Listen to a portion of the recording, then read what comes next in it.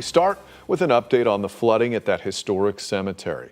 Flooding families blame on a developer more than a week after rising waters even lifted caskets out of the ground.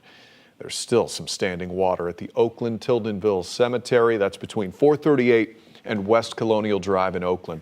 A solution was supposed to be shared with families tonight, but as News 6's Crystal Moyer tells us, that meeting was canceled and families are fuming. Yeah, there's just no plan of action yet on how the town is going to rectify the flooding situation here at the Oakland-Tildenville Cemetery. Families here, though, tell me they want to be taken seriously. Because this is hurtful. This is painful for something like this to happen, because this is something that's precious to us.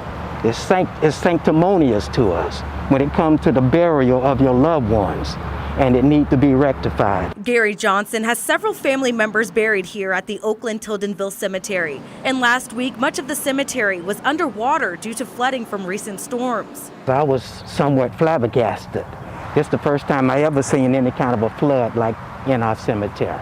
He and several other families say flooding wasn't an issue until Pulte Homes built the new Longleaf townhome development next door. While Pulte isn't taking the blame, the company has been pumping water out of the cemetery almost daily since last week. The company says it is working with the town of Oakland to come up with a permanent solution, a solution that was supposed to be shared with families tonight, but the meeting was called off.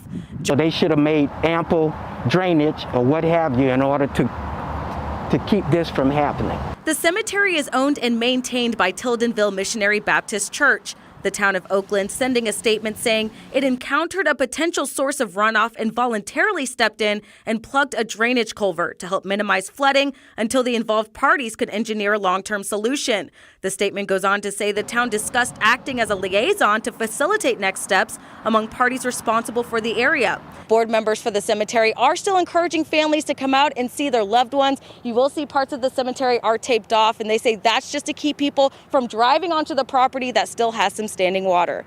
In Oakland, Crystal Moyer, getting results, News 6.